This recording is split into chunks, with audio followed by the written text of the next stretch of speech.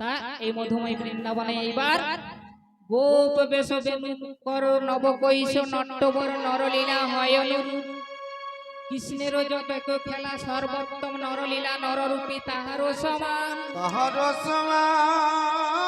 গোপ বেশ বেনু কর নবকৈশ নট্টবর নরলীলা হয় অনুরূপ কৃষ্ণের অনন্ত লীলা অন্ত মহিমা নারদাদি বেশ দেব দিতে নারে সীমা লীলার মধ্যে লীলা হলো সর্বোত্তম লীলা হলো শ্রী শ্রী শ্রী রাস লীলা। এই রাসের উদ্দেশ্য কি? কামদেবের বিষ দাঁত ভাঙা ও ব্রজগোপীদের বস্ত্র হরণ অর্ধ পরিপূর্ণ অর্ধ সেই রজনী সমাগত দেখিয়া ভক্ত গোপীর সঙ্গে রাসের ইচ্ছা করলেন। ভক্ত গোপীর সঙ্গে রাসের ইচ্ছা করলেন। ইচ্ছা হলো অপ্রাকৃত বস্তু। তাই ব্রজগোপীগণ পূর্ব হতে কৃষ্ণ অনুরাগিনী ছিলেন। ব্রজগোপীগণ পূর্ব হতে কৃষ্ণ অনুরাগিনী ছিলেন। চতুর্মাস যাবৎ দেবী কাত্যায়নী ব্রত পূজা উপবাস করতেন। ব্রজগোপীগণ আদ্যাশক্তি মহামায়াকে বললেন, মাগো ওই নন্দের নন্দন শ্রীকৃষ্ণকে আমাদেরকে প্রতিরূপে মিলিয়ে দাও। এই জন্য ব্রজগোপী চতুর্মাস মানে 4 মাস ব্রত করেছিলেন। কার্তিকের শেষের দিনে দামোদর মাসের শেষের দিনে কার্তিক মাসকে বলা হয় দামোদর মাস। কার্তিকের শেষের দিনে ব্রত উদযাপনের দিনে ব্রজগোপীগণ ওই নদীর তীরে আদ্যাশক্তি মহামায়া দেবী কাত্যায়নী রূপটি আজ নদীর তীরে স্থাপিয়া বালুর মহেশ্বরী গো বালুর মহেশ্বরী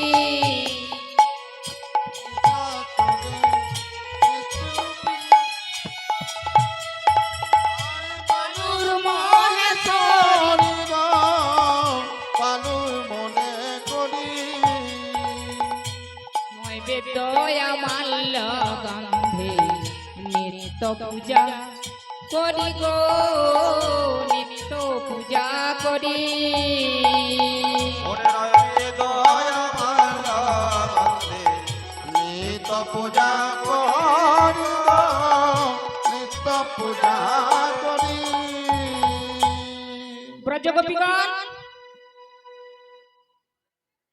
ব্রজগোপীগণ চতুর্মাস যাবৎ দেবী কাত্যায়নী মহামায়া দেবী দুর্গা পার্বতী উপবাস করে নদীর তীরে ব্রজগোপীগণ বালুর প্রতিমূর্তি নির্মিত করেছে। মানে যোগমায়ার মূর্তিটি বেশ করে নদীর তীরে রেখেছে। ব্রত উদযাপনের দিন আজ শ্রী যমুনায় স্নান করে ওই মায়ের চরণে প্রণাম করবেন। তাহলে নন্দের নন্দন শ্রীকৃষ্ণকে প্রতিরূপে লাভ করবে, যোগমায়া প্রতিরূপে মিলিয়ে দেবে।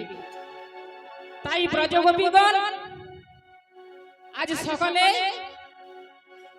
শ্রী যমুনায় নাইতে নেমেছে, মানে স্নান করছে। মহামায়া কাত্যায়নী মহাযোগী নয়নেশ্বরী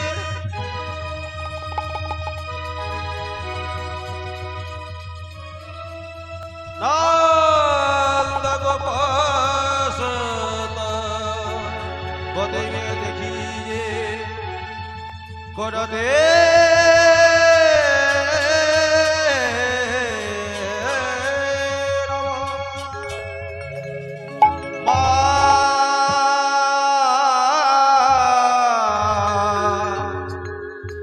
মা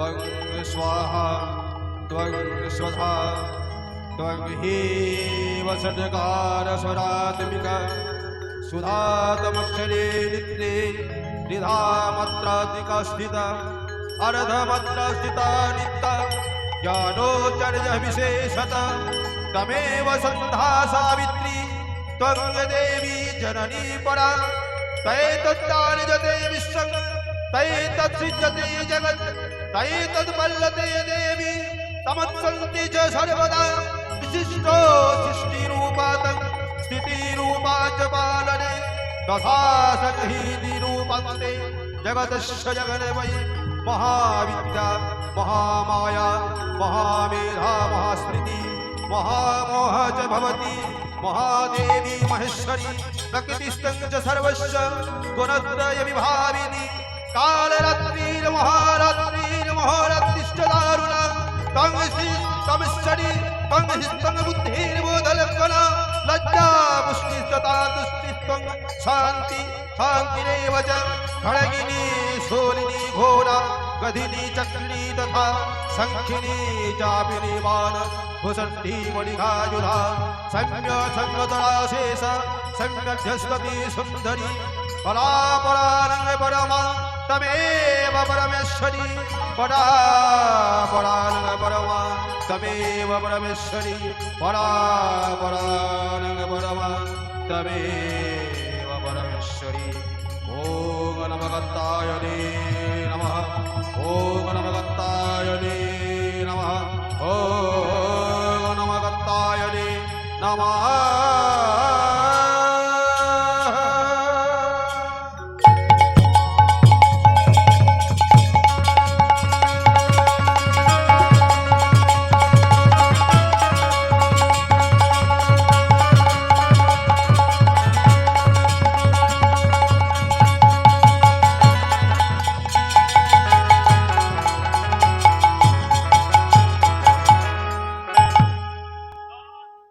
মাগো কাত্যায়নী মহাযোগী নন্দেশ্বরী নন্দসুত গোপ সুতং পতিং দেহি মা তোমার চরণে দুইটি চরণ ধরে বলছি মা নন্দের নন্দন শ্রীকৃষ্ণকে আমাদেরকে যেন পতি রূপে মিলিয়ে দাও।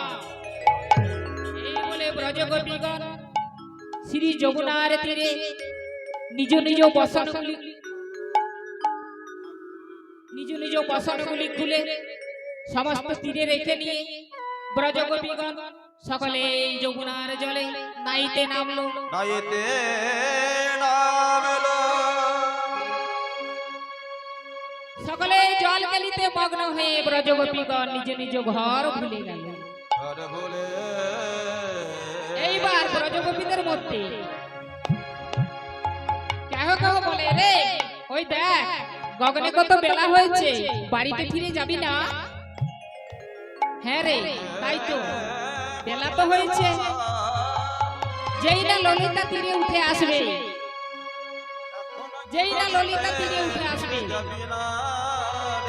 এমন সময় গগনে কত বেলা হল এমন সময় দেখলো একই সর্বনাশ।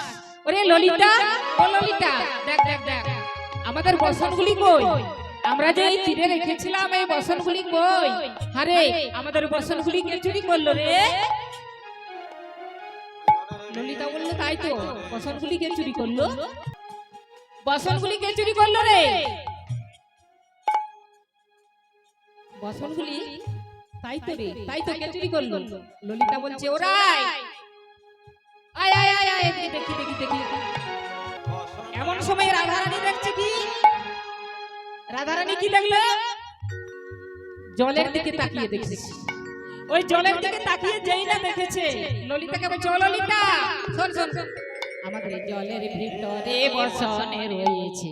জলের ভিতরে বসন রয়েছে জলের ভিতরে জলের ভিতরে বসন রয়েছে। ওরে আয় ললিতা দেখে যারে জলের ভিতরে বসন রয়েছে। আয় ললিতা দেখে যারে জলের ভিতরে বসন রয়েছে। রাধারানী যেই না বলেছে ও ললিতা আই দেখ আমাদের বসনগুলি জলের ভিতরে। ললিতা বলল কি ওরা দে, ওই দেখ দেখ দেখ দেখ দেখ, ওই দেখ ওই দেখ ওরে ডালের উপরে বসন রয়েছে, আমাদের জলের উপরে বসন রয়েছে, ওরে ডালের উপরে বসন রয়েছে, ডালের উপরে বসন রয়েছে, ওরে জলের ভিতরে লয় গোরাধে, ডালের উপরে বসন রয়েছে, জলের ভিতরে নাই গোরা, ডালের উপরে বসন রয়েছে। বলি ও ললিতা দেখ দেখ এখনো বুঝি চোরা স্বভাব গেল না। বলি ওরে এই এ বিশ্বখা শোন শোন, ওই দেখ দেখ দেখ দেখ দেখ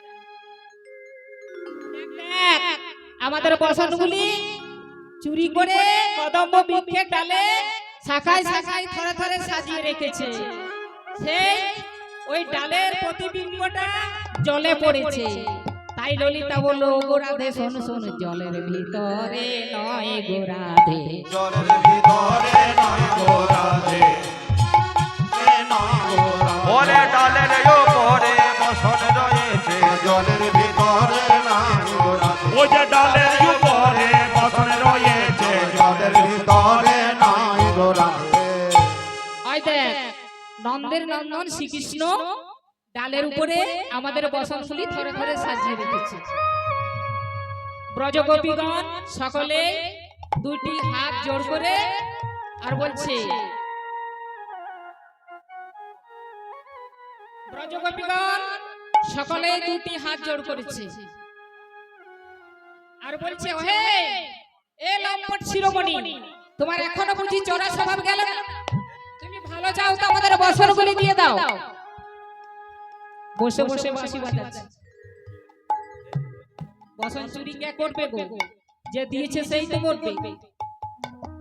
কার সাহস আছে বসন চুরি করবার? বসনগুলি চুরি করবার জন্য,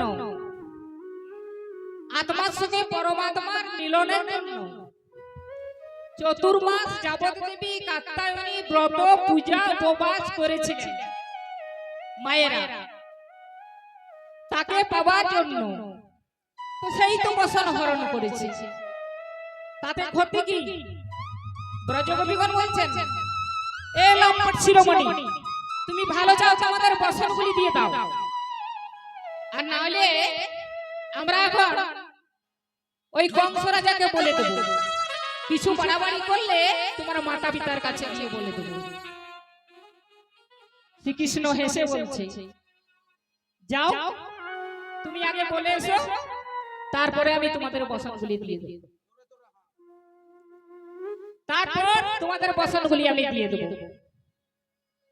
ললিতা বলছে ওরে আমরা যার জন্য ব্রত পূজা উপবাস করেছিলাম তার জন্য আমাদের একটা উপায় করতে হবে। আজ কি করতে হবে না শোন শোন, আর একবার আমরা চেয়ে দেখ না। ললিতা বলছে ও লম্পট আমাদের বসনগুলি দাও। বলছে যাও না তোমরা আগে বলে এসো, ঘোষণা করে এসো, তারপরে আমি তোমাদের বসনগুলি দিয়ে দেবো। তোমাদের বসনগুলি নিয়ে আমি কি করব? ব্রজগোপীগণ বলছেন ওরে সোনা সোনা বংশীধারী আরর মাঝে দেখতে না রে,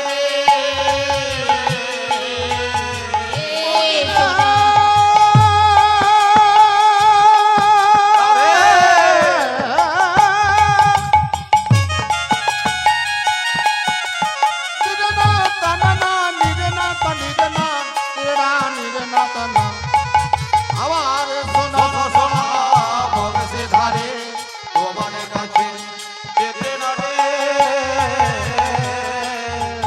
মনে বসন দাও রে বংশীধারী, দাও হে বংশীধারী,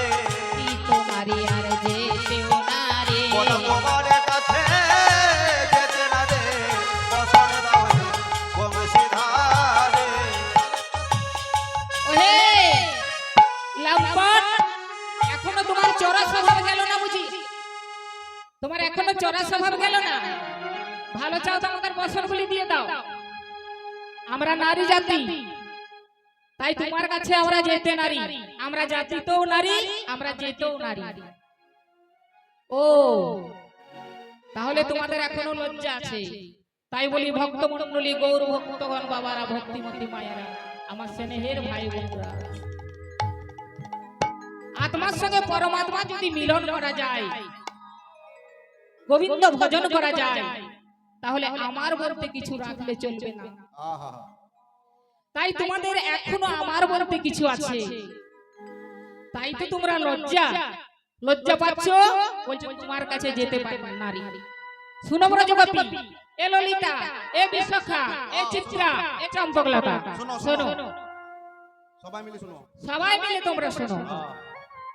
যতক্ষণ পর্যন্ত নিজের বলতে কিছু থাকে, ততক্ষণ পর্যন্ত গোবিন্দের কৃপা লাভ হয় না, হয় না, হয় না। তোমরা এখন যে অপমান করেছো সূর্য কন্যাকে, শ্রী যমুনায় নাইতে নেমেছো, নিজ নিজ বস্ত্রগুলি তীরে রেখে, নিজের বস্ত্রগুলি তীরে রেখে যে অপমান করেছো সূর্য কন্যাকে, তার জন্য তোমাদেরকে এখন দুইটি ওই তীরে উঠে এসে দুইটি করজোর করতে হবে। করজোরে না করলে তোমাদের বসনগুলি আমি দেব না। ব্রজগোপীগণ তাই করলেন। এক হাতে আচ্ছাদন, এক হাতে লজ্জা আচ্ছাদন, এক হাতে পায়ধর আচ্ছাদন। হাত গলা উঠাও, হাত গলা উঠাও। গোবিন্দকে ডাকছে, বলে হে গোবিন্দ, ও হে চতুরের শিরো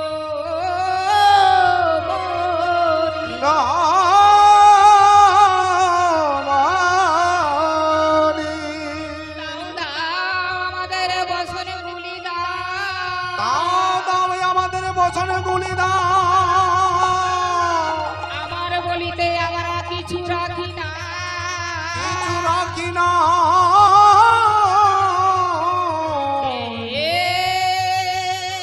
গোবিন্দ। গোবিন্দ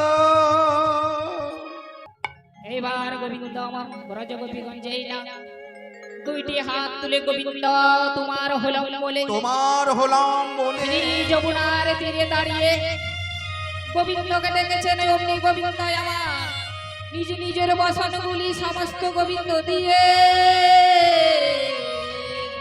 দিল। দিনে